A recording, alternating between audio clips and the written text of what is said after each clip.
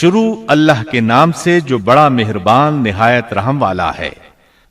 قرآن کریم میں بیان شدہ واقعات اور قصص میں سب سے بڑا قصہ موسیٰ علیہ السلام کا ہے۔ آپ اللہ کے اولو العزم رسول تھے۔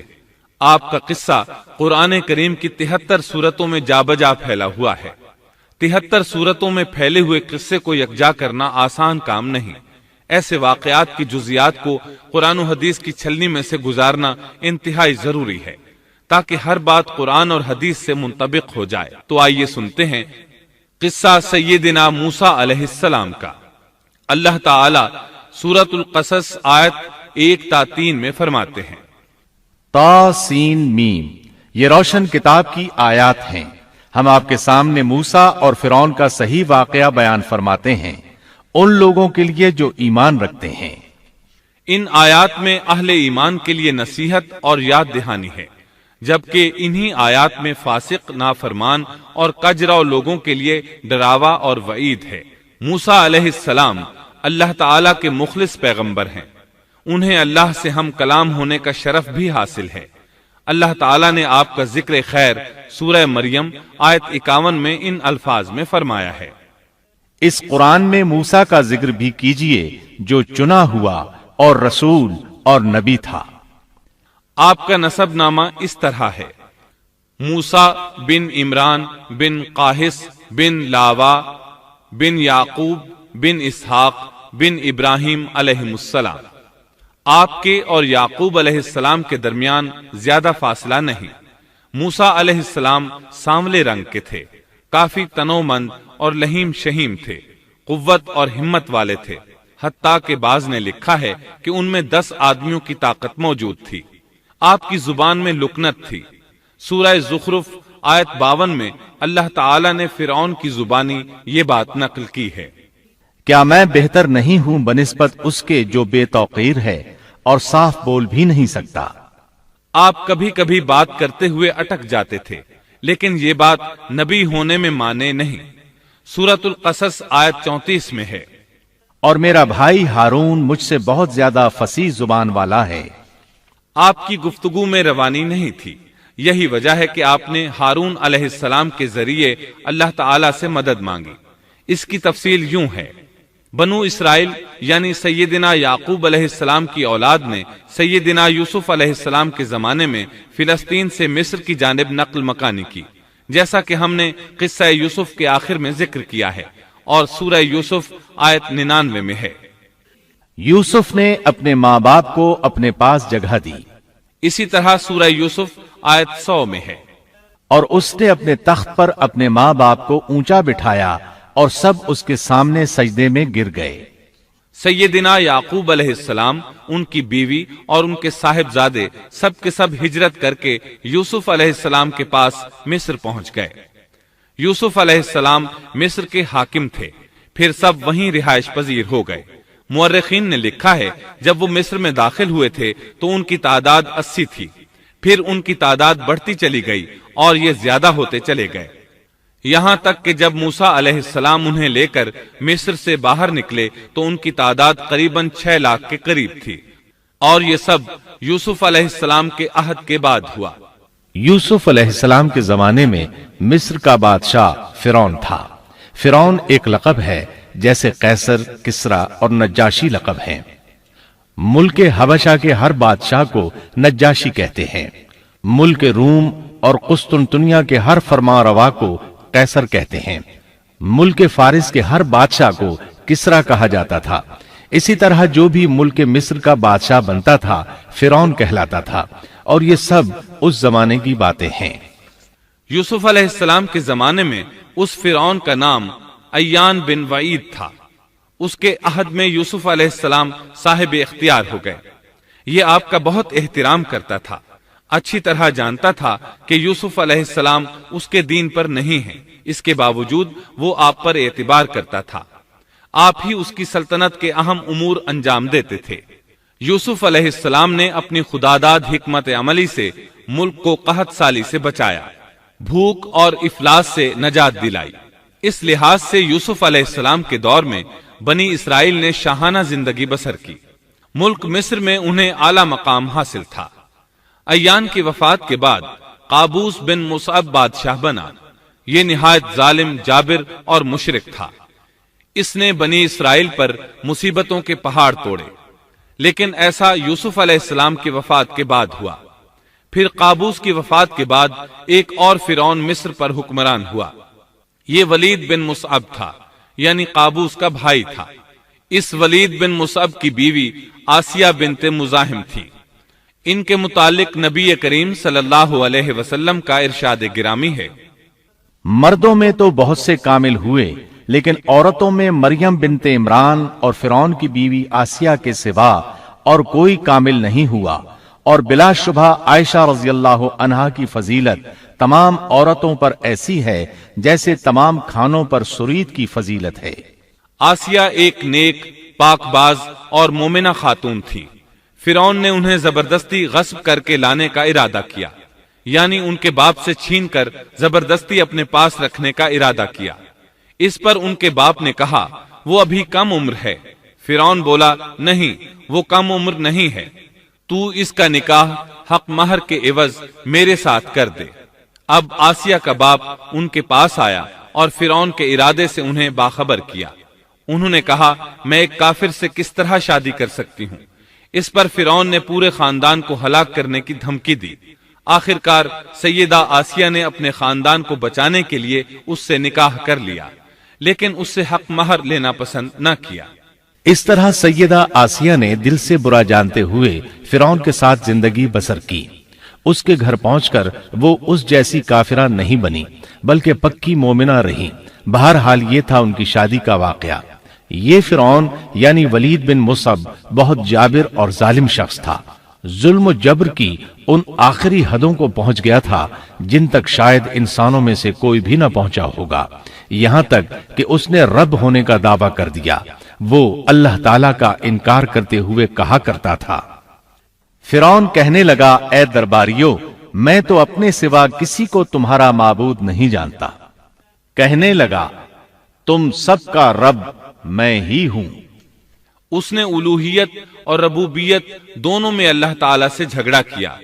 اللہ تعالیٰ سورۃ القصص آیت 4 میں فرماتے ہیں، یقیناً فرعون نے زمین میں سرکشی کر رکھی تھی اور وہاں کے لوگوں کو گروہ گروہ بنا رکھا تھا، اور ان کے ایک فرقے کو کمزور کر رکھا تھا، اور ان کے لڑکوں کو تو ذبح کر ڈالتا تھا اور ان کی لڑکیوں کو زندہ چھوڑ دیتا تھا۔ بلا شک و شبہ وہ تھا ہی فساد کرنے والوں میں سے۔ اس نے لوگوں کے گروہ اور جماعتیں بنا رکھی تھیں۔ فرعون کے زمانے میں بنی اسرائیل سب سے حقیر اور کم درجہ قوم تھی۔ فرعون نے انہیں حد درجے ذلیل اور بے عزت بنا رکھا تھا۔ سبھی کو معاشرے میں نچلے طبقے میں شمار کیا جاتا تھا، جبکہ مصر میں یہی لوگ شاہانہ زندگی گزارا کرتے تھے۔ فرعون نے اعلان کرا رکھا تھا کہ بنی اسرائیل سب کے سب غلام ہیں۔ وہ ان سے زر خرید غلاموں کی طرح مزدوری لیا کرتا تھا۔ ان کی عورتوں سے لونڈیوں باندیوں جیسا برتاؤ کیا جاتا تھا۔ وہ جو چاہتا تھا ان سے کرتا تھا۔ اس نے یہ حکم اپنی رعایا میں عام دے رکھا تھا۔ مصر کے باشندے اعلیٰ درجے کے لوگ سمجھے جاتے تھے، وہ قبطی کہلاتے تھے۔ فرعون نے بنی اسرائیل کو غلام اور محکوم بنا رکھا تھا اور انہیں ہر طرح سے کمزور کر دیا تھا۔ بنی اسرائیل اس ذلت سے نجات پانے کا انتظار کر رہے تھے، اور اس کی وجہ یہ تھی کہ انہیں ایک بشارت ملی ہوئی تھی۔ اس کے مطابق ان کا نظریہ تھا کہ فرعون کے گھر سے ایک بچہ نکلے گا جو انہیں نجات دلائے گا، اور یہ بھی بیان کیا جاتا ہے کہ یہ بشارت انہیں اس طرح ملی تھی کہ خود فرعون نے خواب دیکھا تھا کہ بیت المقدس سے آگ نکل کر مصر کی جانب بڑھتی چلی آ رہی ہے۔ وہ آگ مصر میں موجود تمام لوگوں کو جلائے ڈالتی ہے، مگر اس آگ سے بنی اسرائیل کے گھر محفوظ رہتے ہیں۔ فرعون نے اس خواب کی تعبیر کاہنوں سے پوچھی۔ وہ کاہن اس کے نزدیک عالم تھے۔ انہوں نے خواب کی تعبیر یہ بتائی کہ بنی اسرائیل میں ایک بچہ ایسا پیدا ہونے والا ہے جس کی وجہ سے مصریوں کی ہلاکت ہوگی۔ یہ تعبیر سن کر فرعون ڈر گیا۔ تب اس نے ایک خوفناک حکم جاری کیا، بنی اسرائیل میں جو بچہ پیدا ہو اسے قتل کر دیا جائے۔ اللہ کی قدرت دیکھیے کہ ہارون علیہ السلام اس سے پہلے پیدا ہو چکے تھے، اور موسیٰ علیہ السلام کی والدہ امید سے تھیں۔ فرعون نے اپنا حکم یوں جاری کیا تھا کہ اگر ان کے ہاں بیٹے پیدا ہوں تو انہیں قتل کر دو، بیٹیاں پیدا ہوں تو انہیں زندہ چھوڑ دیا جائے۔ چنانچہ ایسا ہی کیا جانے لگا، ہر نو مولود بچے کو قتل کیا جانے لگا، بچیوں کو چھوڑ دیا جاتا۔ یہ تھا بچوں کو ذبح کرنے کا حکم جو بنی اسرائیل میں شروع ہوا۔ اس کا طریقہ انہوں نے یہ اختیار کیا کہ ہر حاملہ خاتون کی نگرانی شروع کر دی۔ دایا عورتوں کے ذمے یہ ڈیوٹی لگائی کہ حاملہ مستورات کی اطلاع دیں گی، اور جو دایا اطلاع نہ دیتی اسے بھی قتل کر دیا جاتا۔ اس طرح فرعون اور اس کے وزیروں کو ہر نو مولود سے باخبر رکھا جاتا تھا۔ ان دنوں سیدنا موسیٰ علیہ السلام کی والدہ اپنے حمل کے ابتدائی دنوں میں تھیں۔ انہوں نے اس بات کو چھپائے رکھا اور دایا کا کام کرنے والی عورتوں سے بھی خود کو چھپائے رکھا، یہاں تک کہ درد ذہ کا وقت آ پہنچا اور انہوں نے بچے کو جنم دیا۔ اس بارے میں سوائے قریبی لوگوں کے کوئی نہیں جانتا تھا۔ بچے کی پیدائش کے بعد وہ فکر مند رہنے لگیں۔ حمل کے دنوں میں تو انہوں نے خود کو چھپا لیا تھا، اب بچے کو کیسے چھپائیں؟ پھر بھی اپنی پوری کوشش کرتی رہیں، یہاں تک کہ ان کے پاس اللہ کا حکم آ گیا۔ یہ حکم اللہ نے ان کے دل میں ڈالا تھا، یعنی القاء کیا گیا تھا۔ یہ وہ وحی نہیں تھی جو پیغمبروں پر آتی ہے۔ سورۃ القصص آیت 7 میں ہے، اور ہم نے موسیٰ کی ماں کو وحی کی کہ اسے دودھ پلاتی رہ، اور جب تجھے اس کی نسبت کوئی خوف معلوم ہو تو اسے دریا میں بہا دینا، اور کوئی ڈر خوف یا رنج غم نہ کرنا، ہم یقیناً اسے تیری طرف لوٹانے والے ہیں اور اسے اپنے پیغمبروں میں بنانے والے ہیں۔ مطلب یہ تھا کہ جب تفتیش اور تحقیق شروع ہو یا خطرات بڑھ جائیں تو اسے دریا میں ڈال دیں۔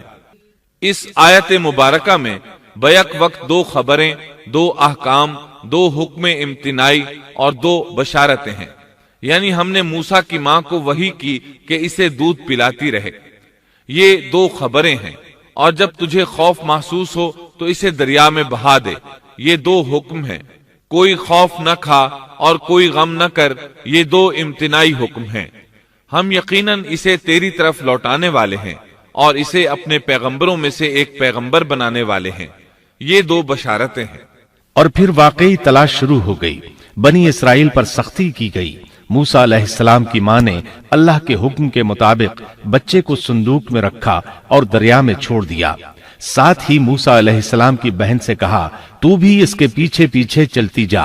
چنانچہ وہ دریائے نیل کی موجوں میں چلے اور ان کی بہن کنارے کنارے چلی، اپنے بھائی کی نگرانی کرتی جا رہی ہے کہ دریا میں ڈالنے کے بعد کیا بنتا ہے۔ اللہ تعالیٰ سورۃ القصص آیت 11 میں فرماتے ہیں، موسیٰ کی والدہ نے ان کی بہن سے کہا، تو اس کے پیچھے پیچھے جا، تو وہ اسے دور ہی دور سے دیکھتی رہی اور فرعونیوں کو اس کا علم بھی نہ ہوا۔ صندوق بہتا ہوا فرعون کے محلات کے قریب آن ٹھہرا۔ محلات دریائے نیل کے کنارے تھے۔ اللہ تعالیٰ سورۃ القصص میں فرماتے ہیں، آخر فرعون کے آدمیوں نے صندوق اٹھا لیا، آخر کار یہی بچہ ان کا دشمن ہوا اور ان کے رنج کا باعث بنا۔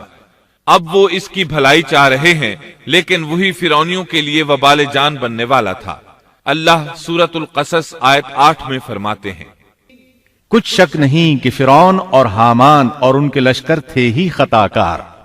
فرعون کی بیوی نے فوراً پہچان لیا کہ یہ بچہ بنی اسرائیل میں سے ہے، چنانچہ اس نے کہا، اور فرعون کی بیوی نے کہا، یہ تو میری اور تیری آنکھوں کی ٹھنڈک ہے، اسے قتل نہ کرو، بہت ممکن ہے یہ ہمیں کوئی فائدہ پہنچائے یا ہم اسے اپنا بیٹا ہی بنا لیں، اور یہ لوگ شعور ہی نہیں رکھتے تھے۔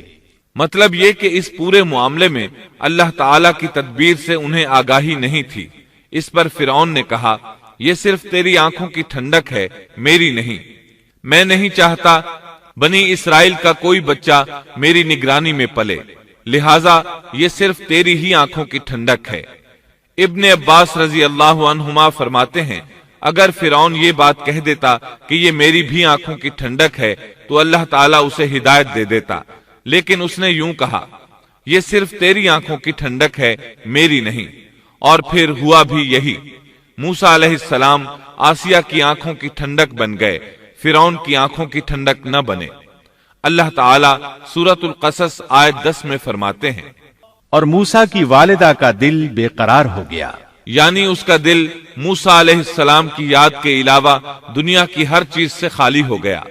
ماں کی محبت اور ماں کے دل کا حال ذرا دیکھیے، مصیبت میں اس پر کیا گزرتی ہے۔ وہ مہربانی جو ماں کے دل میں ہوتی ہے، وہ محبت جو صرف اسی دل کا خاصہ ہے، ہم مردوں کی جماعت اس کیفیت کو نہیں جانتی جو مصیبت کے وقت ماں کے دل پر گزرتی ہے۔ چنانچہ اللہ تعالیٰ فرما رہے ہیں، اور موسیٰ کی والدہ کا دل بے قرار ہو گیا۔ یعنی موسیٰ علیہ السلام کی محبت کے سوا اس دل میں اور کچھ نہ رہا۔ ہر وہ چیز جو اسے دنیا میں پیاری تھی موسیٰ کی محبت پر غالب نہ آ سکی، بس دل میں موسیٰ ہی موسیٰ تھے۔ اللہ تعالیٰ سورۃ القصص آیت 10 میں فرماتے ہیں، قریب تھیں کہ اس واقعے کو بالکل ظاہر کر دیتیں اگر ہم ان کے دل کو ڈھارس نہ دے دیتے، یہ اس لیے کہ وہ یقین کرنے والوں میں رہے۔ اب دیکھیے اللہ تعالیٰ کے کام، ان کے نور چشم کو کس طرح ان کی طرف واپس لوٹایا۔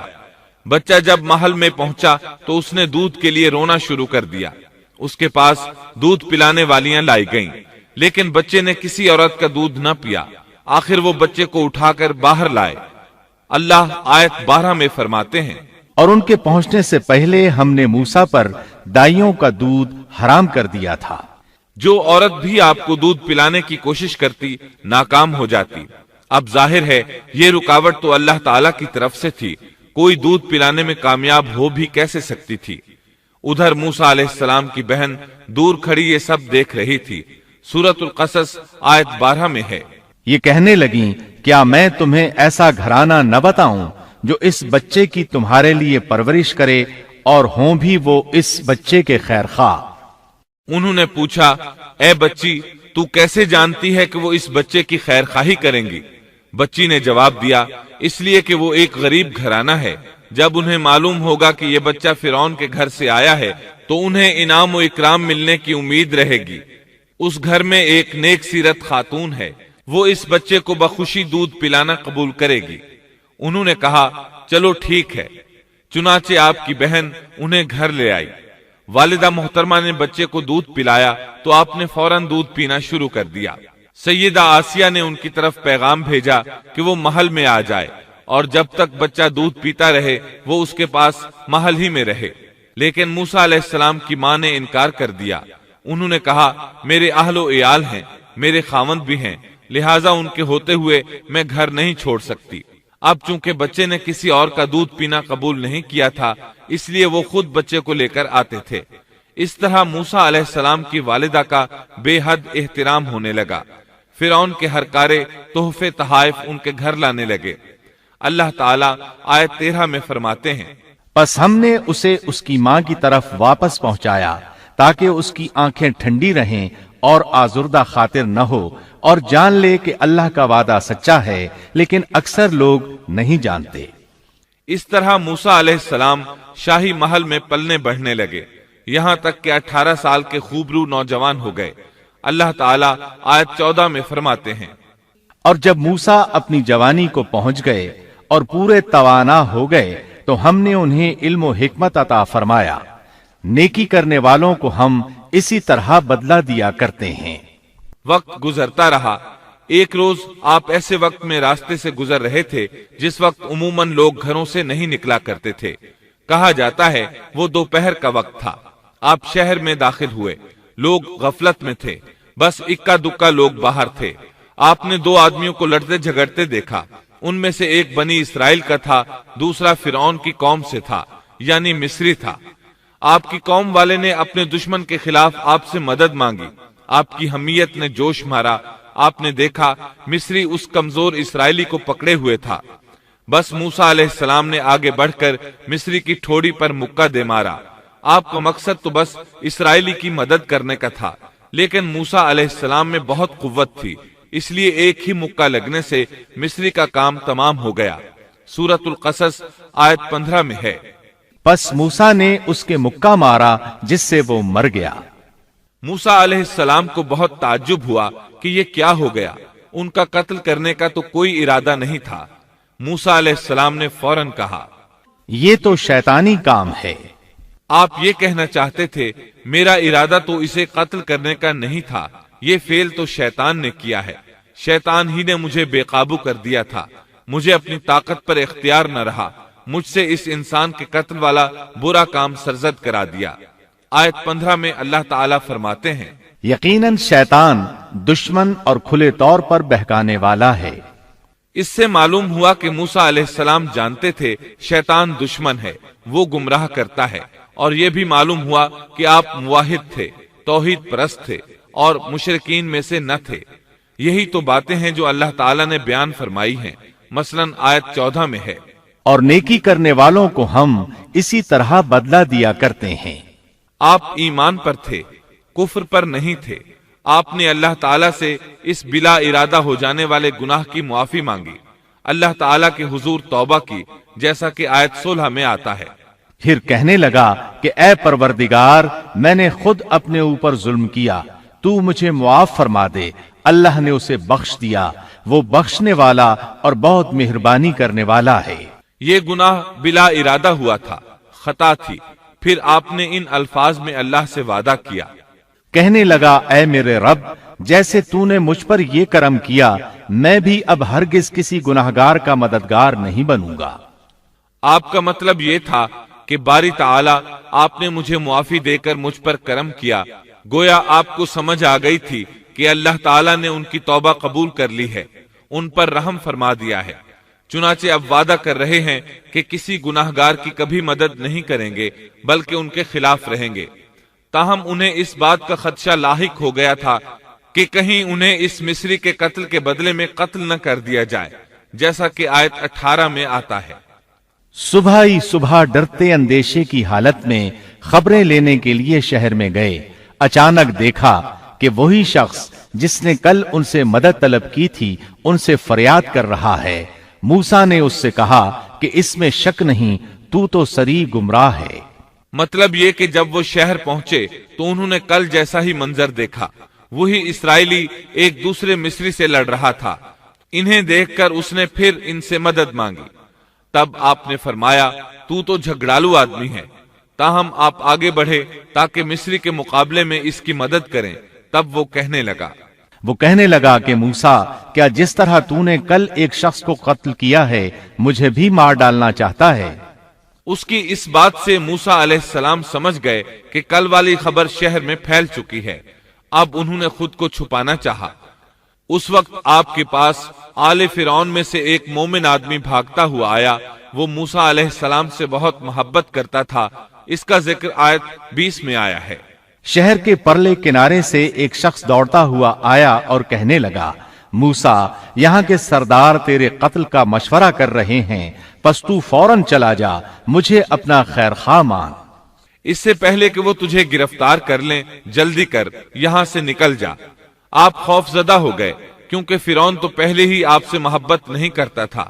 اس نے تو آپ کو سیدہ آسیہ کے کہنے پر محل میں رکھا تھا۔ اس کے علاوہ فرعون کی قوم کے دوسرے سردار بھی یہ بات اچھی طرح جانتے تھے کہ آپ بنی اسرائیل میں سے ہیں۔ وہ آپ سے بغض رکھتے تھے۔ اب تو ان کے ہاتھ موقع آ گیا تھا۔ اس موقع سے فائدہ اٹھاتے ہوئے انہوں نے قتل کا مشورہ کیا تھا۔ چنانچہ موسیٰ علیہ السلام وہاں سے خوف زدہ ہو کر نکل کھڑے ہوئے۔ مصری آپ کی تلاش میں تھے۔ فرعون نے اپنے جاسوس آپ کی تلاش میں بھیج دیے تھے۔ ادھر موسیٰ علیہ السلام اللہ تعالیٰ سے یہ دعا مانگ رہے تھے، اے میرے پروردگار، مجھے ظالموں کے گروہ سے بچا لے۔ اللہ تعالیٰ نے آپ کی دعا قبول فرمائی، آپ کو راستہ بھی دکھایا۔ آپ جنگل کی طرف نکل کھڑے ہوئے۔ آپ کے پاس کھانا تھا نہ پانی، نہ آپ کے پاس سواری کا جانور تھا۔ آپ کو کچھ معلوم نہیں تھا کہ کدھر جا رہے ہیں۔ بس آپ جنگل میں چلتے رہے۔ آپ مصر سے فلسطین کی طرف جا رہے تھے۔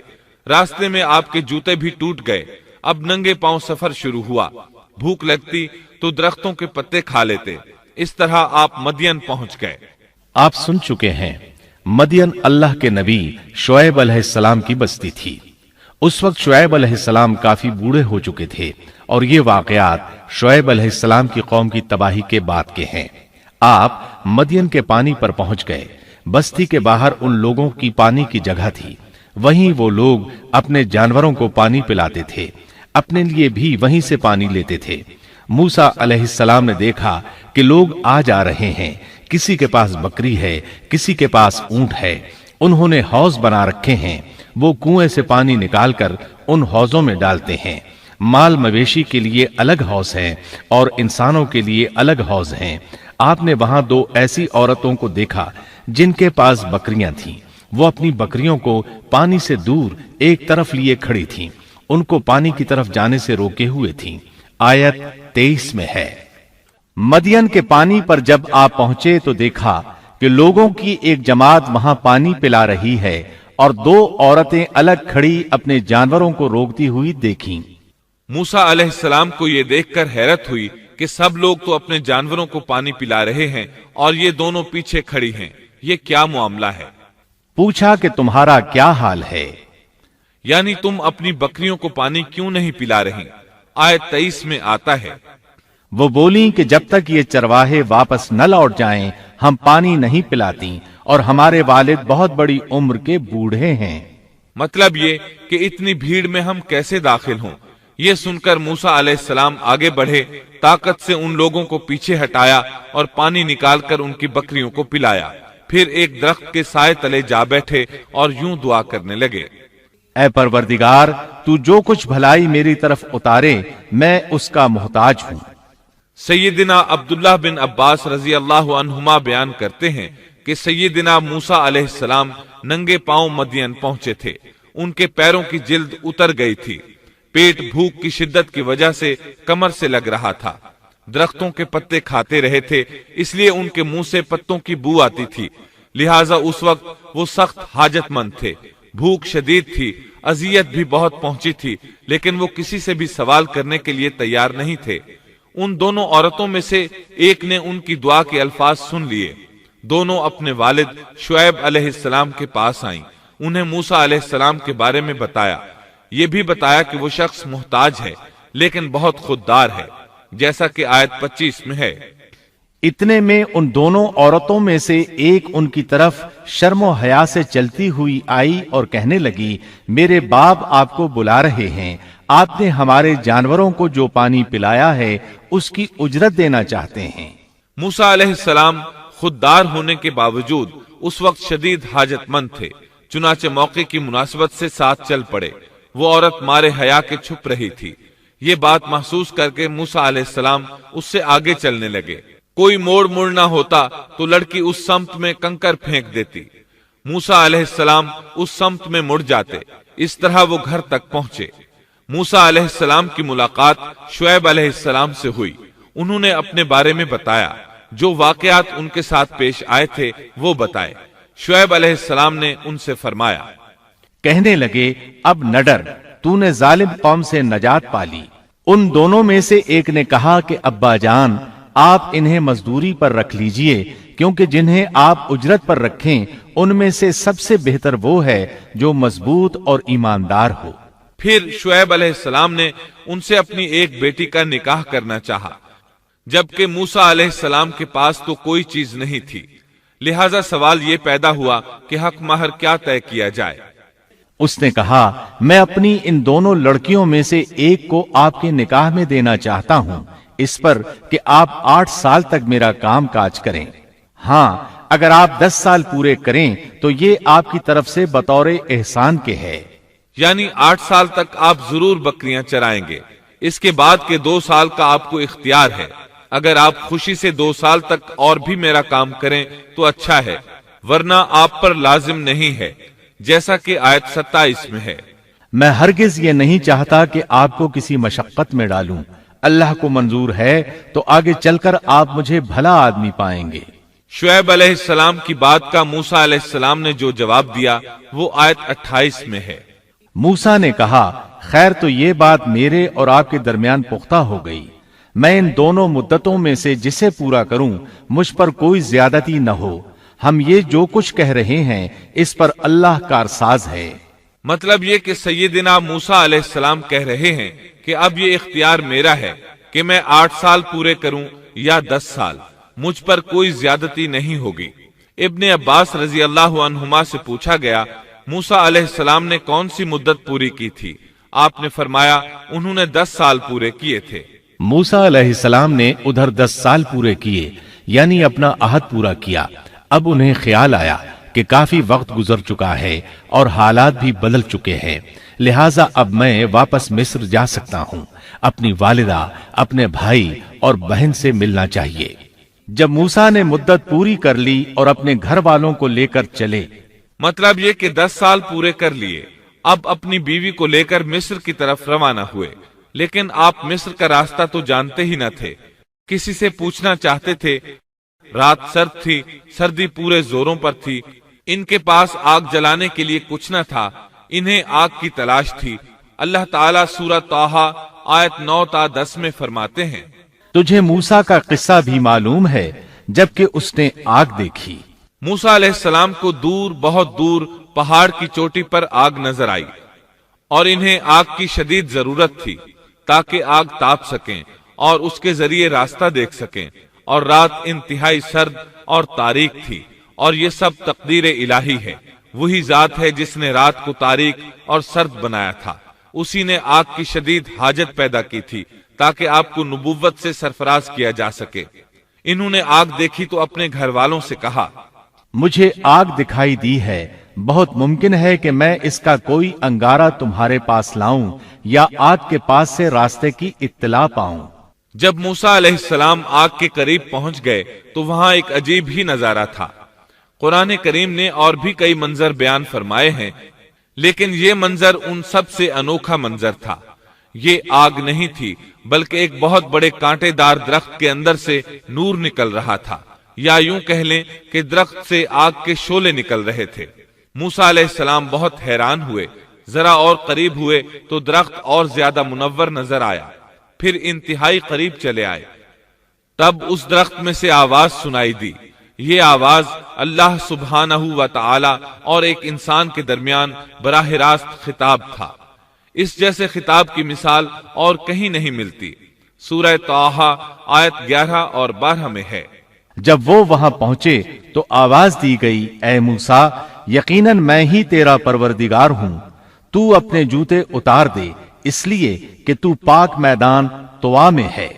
سورہ طٰہٰ آیات 13 تا 16 میں اللہ تعالیٰ فرماتے ہیں، اور میں نے تجھے منتخب کر لیا ہے، اب جو وحی کی جائے اسے کان لگا کر سن، بے شک میں ہی اللہ ہوں، میرے سوا کوئی عبادت کے لائق نہیں، بس تو میری ہی عبادت کر اور میری یاد کے لیے نماز قائم رکھ۔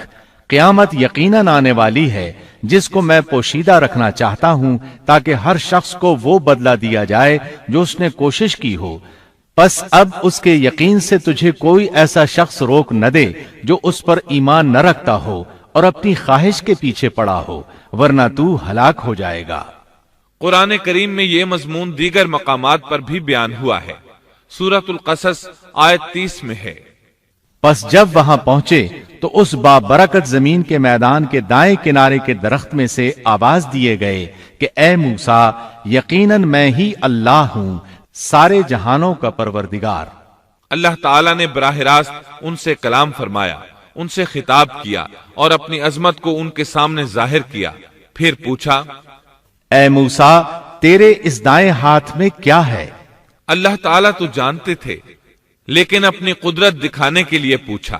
موسیٰ علیہ السلام نے جواب دیا کہ یہ میری لاٹھی ہے، اس پر میں ٹیک لگاتا ہوں اور اس سے میں اپنی بکریوں کے لیے پتے جھاڑ لیا کرتا ہوں، اور بھی اس میں مجھے بہت سے فائدے ہیں۔ اللہ تعالیٰ نے فرمایا، اسے ہاتھ سے نیچے ڈال دے۔ جو ہی موسیٰ علیہ السلام نے لاٹھی نیچے گرائی، وہ سانپ بن کر دوڑنے لگا۔ سورۃ القصص آیت 31 میں یہ ذکر یوں آیا ہے، اور یہ آواز بھی آئی کہ اپنی لاٹھی ڈال دو۔ پھر جب اس کو دیکھا کہ وہ سانپ کی طرح پھن پھنا رہی ہے تو پیٹھ پھیر کر واپس ہو گئے، یعنی اس طرح بھاگے کہ پیٹھ پھیر کر نہ دیکھا۔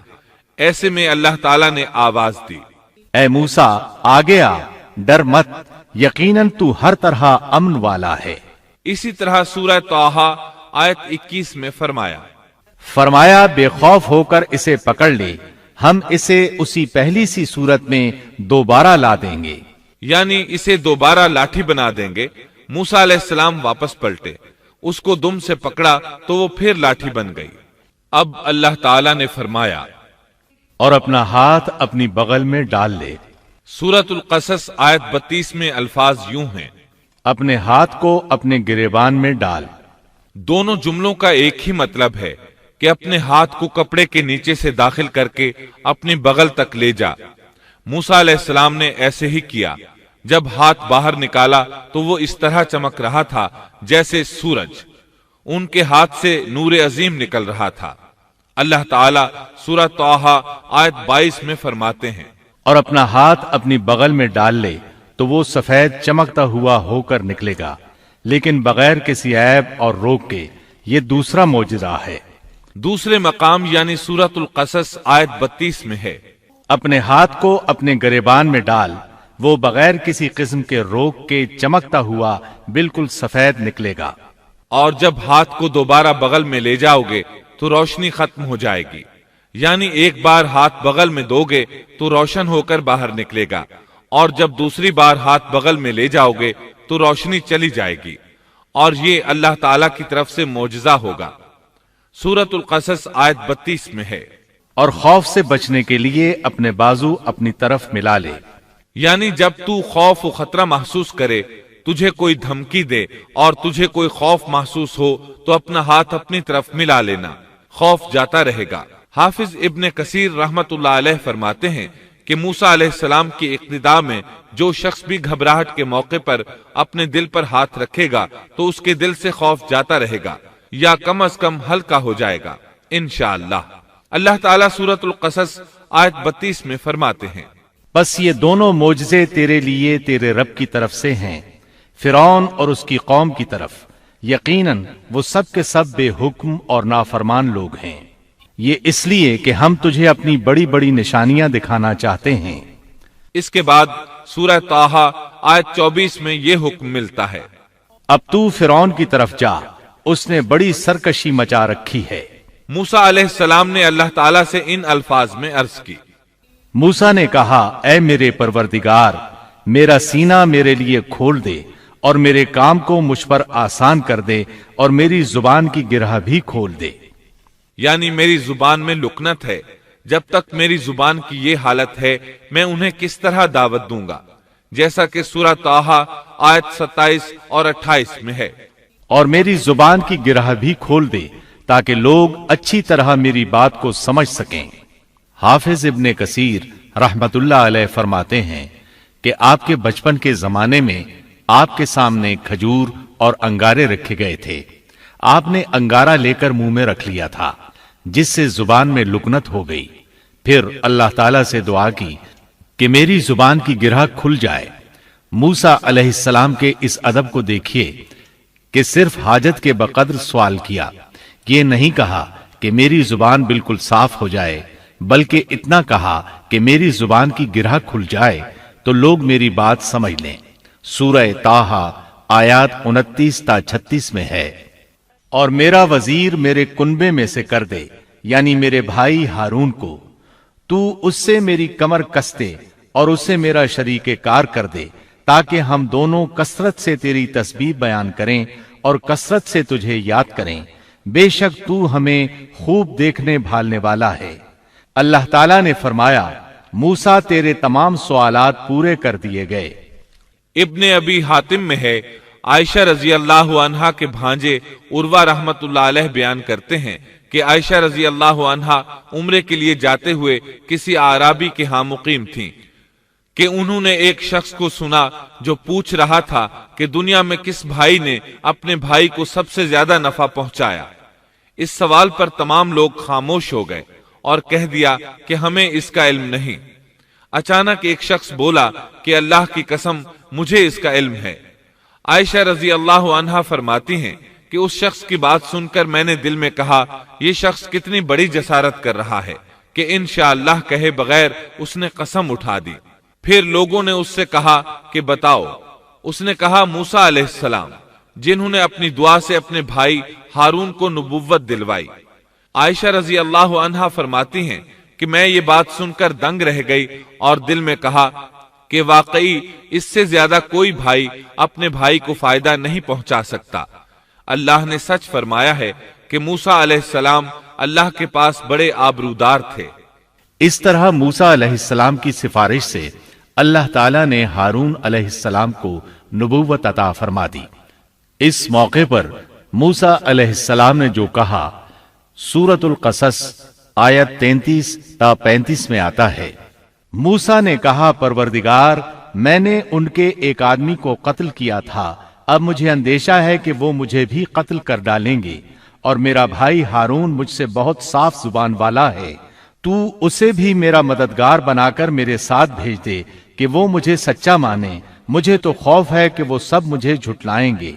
اللہ تعالیٰ نے فرمایا، ہم تیرے بھائی کے ساتھ تیرا بازو مضبوط کر دیں گے اور تم دونوں کو غلبہ دیں گے، فرعون کے لوگ تم تک پہنچ ہی نہیں سکیں گے، ہماری نشانیوں کے سبب تم دونوں اور تمہاری فرمانبرداری کرنے والے ہی غالب رہیں گے۔ موسیٰ علیہ السلام نے سفر طے کیا اور فرعون کی طرف چلے آئے۔ پہلے اپنی ماں، بہن اور بھائی سے ملے، پھر اپنے بھائی ہارون کو ساتھ لے کر فرعون کی طرف چلے۔ آپ نے دستک دی تو دربانوں نے آپ کو واپس لوٹا دیا۔ وہ صرف قوم کے سرداروں ہی کو اس کے پاس جانے دیتے تھے۔ انہوں نے موسیٰ علیہ السلام سے کہا، واپس چلے جاؤ۔ تب موسیٰ علیہ السلام نے فرمایا، انی رسول، میں تو قاصد ہوں، پیغام لے کر آیا ہوں۔ اب قاصد تو دوسرے بادشاہوں کے ہوتے تھے، انہیں تو اندر جانے دیا جاتا تھا، چنانچہ دربانوں نے آپ کو بھی اندر جانے دیا اور وہ آپ کو پہچان نہ سکے، لیکن فرعون نے انہیں پہچان لیا۔ یہ منظر قرآن کی بہت سی آیات میں بیان ہوا ہے۔ چند آیات اور ان کا ترجمہ سنیے۔ سورۃ الشعراء آیت 15 میں ہے، اللہ نے فرمایا، ہرگز ایسا نہ ہوگا، تم دونوں ہماری نشانیاں لے کر جاؤ، ہم خود سننے والے تمہارے ساتھ ہیں۔ فرعون نے موسیٰ علیہ السلام کو پہچان لیا، کہنے لگا، تو موسیٰ ہے؟ جواب ملا، ہاں۔ فرعون نے جو کچھ کہا سورۃ الشعراء آیت 18 تا 22 میں ہے۔ فرعون نے کہا، کیا ہم نے تجھے تیرے بچپن کے زمانے میں اپنے ہاں نہیں پالا تھا، اور تو نے اپنی عمر کے بہت سے سال ہم میں نہیں گزارے؟ پھر تو اپنا وہ کام کر گیا جو کر گیا، اور تو ناشکروں میں سے ہے۔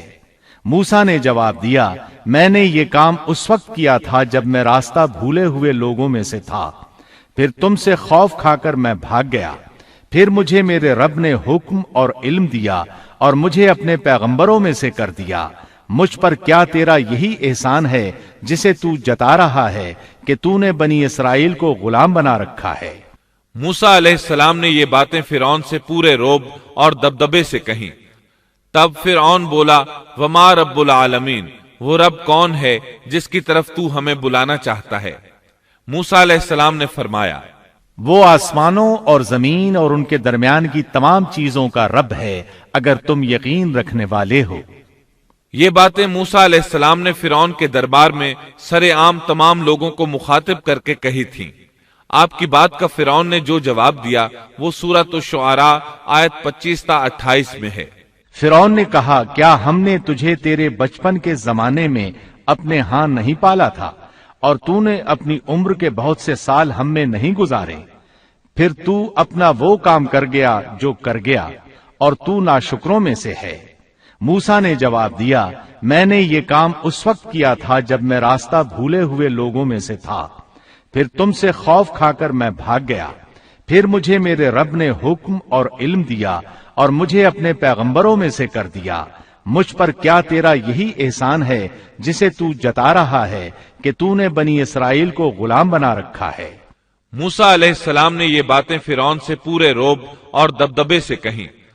تب فرعون بولا، وما رب العالمین، وہ رب کون ہے جس کی طرف تو ہمیں بلانا چاہتا ہے؟ موسیٰ علیہ السلام نے فرمایا، وہ آسمانوں اور زمین اور ان کے درمیان کی تمام چیزوں کا رب ہے، اگر تم یقین رکھنے والے ہو۔ یہ باتیں موسیٰ علیہ السلام نے فرعون کے دربار میں سر عام تمام لوگوں کو مخاطب کر کے کہی تھیں۔ آپ کی بات کا فرعون نے جو جواب دیا وہ سورۃ الشعراء آیت 25 تا 28 میں ہے۔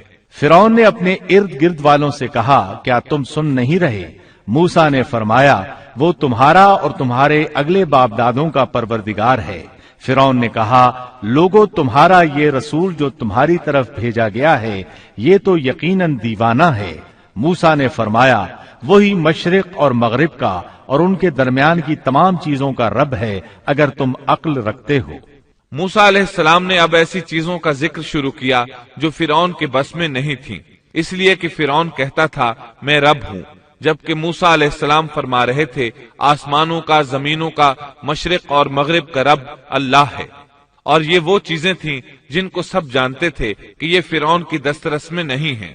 جب معاملہ یہاں تک پہنچ گیا، یعنی خطرناک حد تک پہنچ گیا، تو فرعون نے ان الفاظ میں دھمکی دی۔ فرعون کہنے لگا سن لے، اگر تو نے میرے سوا کسی اور کو معبود بنایا تو میں تجھے قیدیوں میں ڈال دوں گا۔ جواب میں موسیٰ علیہ السلام نے فرمایا اگرچہ میں تیرے پاس کوئی ظاہر چیز لے آؤں۔ جواب میں فرعون نے کہا اگر تو سچوں میں سے ہے تو اس کو پیش کر۔ اب وقت آ چکا تھا کہ موسیٰ علیہ السلام اس کے سامنے معجزات ظاہر فرماتے۔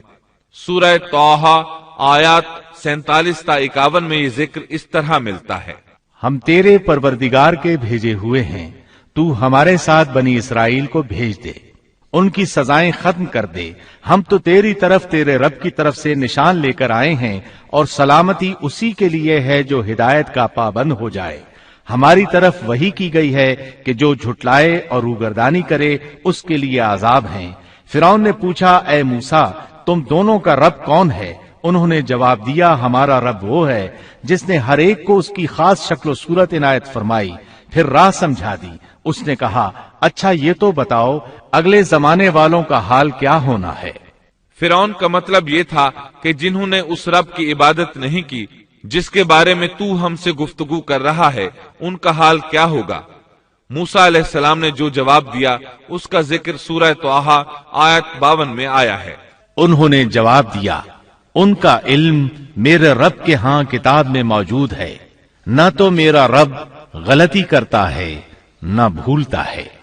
سورہ طٰہٰ آیت 53 اور 54 میں اللہ تعالیٰ اپنا تعارف یوں بیان فرماتے ہیں، اسی نے تمہارے لیے زمین کو فرش بنایا ہے اور اس میں تمہارے چلنے کے لیے راستے بنائے ہیں، اور آسمان سے پانی بھی وہی برساتا ہے، پھر اس برسات کی وجہ سے مختلف قسم کی پیداوار بھی ہم ہی پیدا کرتے ہیں، اور تمہیں اجازت دی کہ خود بھی کھاؤ اور اپنے مویشی بھی چراؤ۔ ان سب چیزوں میں عقل والوں کے لیے اللہ کی قدرت کی نشانیاں ہیں۔